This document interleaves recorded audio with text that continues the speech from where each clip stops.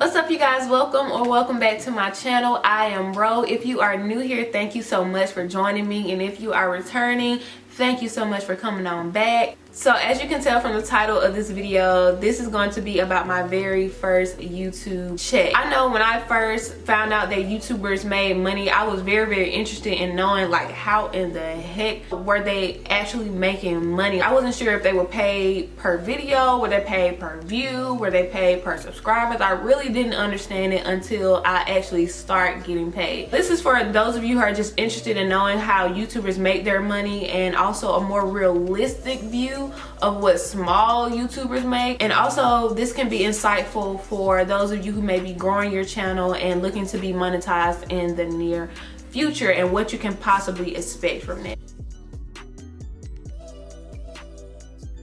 I actually posted my very first YouTube video on January 27th of 2016. So I've been on YouTube roughly 4 years and 9 months, because now this is the month of October of 2020. At the time, I honestly believed that the YouTube requirements for monetization were different, but I came in right around the time that YouTube became much more strict about how they were going to pay their content creators and who were going to be eligible to even make money on YouTube. I'm not gonna lie to y'all, I don't quite remember everything about the monetization process. However, I do remember getting some sort of a notification to be a YouTube partner, and then things kind of went rolling from there, and then I was able to set up a Google AdSense account. But let's hop back into the requirements to even be monetized. Like I said, I think things were a little bit different, not much different, but a little bit different back in 2016. But now in 2020, the current requirements are 1,000 subscribers and 4,000 watch hours. I also think that even if you do have those things, but your channel has been like marked for copyright or deemed harmful, that may mess with eligibility in a way. So instead of going based off how the requirements were then, I'm just gonna go based off how the requirements are now. So when did I hit 1,000 subscribers? I hit 1,000 subscribers on July 30th of 2016, which was roughly 6 months into me being on YouTube. Now that's actually really good, because growing your support is very hard to do. However, I did post some videos that did help me out. Your watch hour is basically your average view time, like the average time that a person watches your video times the number of times the video was watched. I hope I explained it correctly. How did I get 4,000 watch time hours? During this era of YouTube, DIYs and styling of hair was like really popular. Natural hair, all of that stuff was extremely popular, and also the engagement on YouTube was really heavy. So I happened to post a DIY video of me transforming some thrifted pants into some distressed shorts, and that video is my most watched video on my channel. It's currently at 450,000 views right now. And I also posted a video of me styling my box braids, and that video I think is around 125,000 now. But those two videos definitely helped me get to my 4,000 watch time hour. Now let's get into the money. When did I receive my first check from YouTube?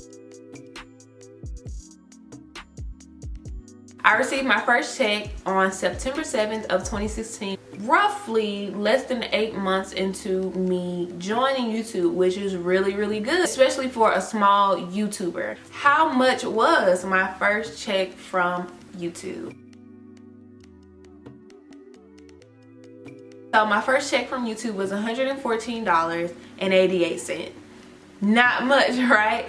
But however, I do want to kind of give you guys a backstory on that number. If you are a YouTuber, you're probably wondering, why did I get paid on the 7th? Because typically YouTubers get paid around the 21st or 22nd or every month. I was actually approved for monetization on my videos in late March. However, I did not reach threshold until August, and even when I hit threshold, my payment was held because I hadn't submitted my tax information. So that's what omitted me from being paid in that previous pay period of August 21st or August 22nd.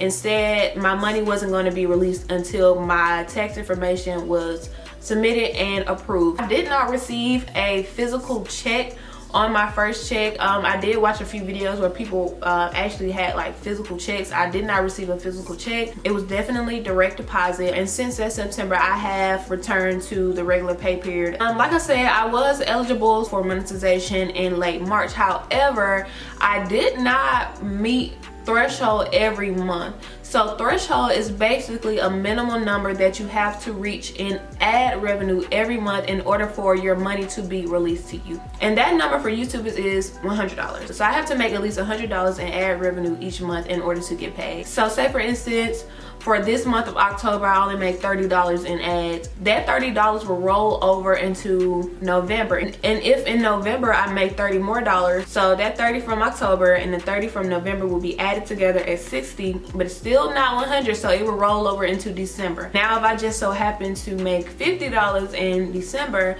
the combination of that $60 and that $50 will make $110, and I will receive that money in January. And honestly, my financial flow had been that way from 2016, missing the threshold for many months and then finally getting paid. I probably would get paid 3 to 4 months out of the year, if that. But that was definitely the case up until 2020. I definitely want to give a little bit more of an insight on how YouTubers make money. If you're just starting out, just make sure you're doing it for the right reason, because the money won't always reflect the amount of time, the amount of effort, and the amount of even attention that your videos get. Now, if you're someone who does more trendy videos and you kind of follow whatever the trend is, you will definitely make more money on YouTube because your videos will more likely to be clicked on. But if you're somebody who's really trying to stick to your niche and not be so trendy and just go your own unique path,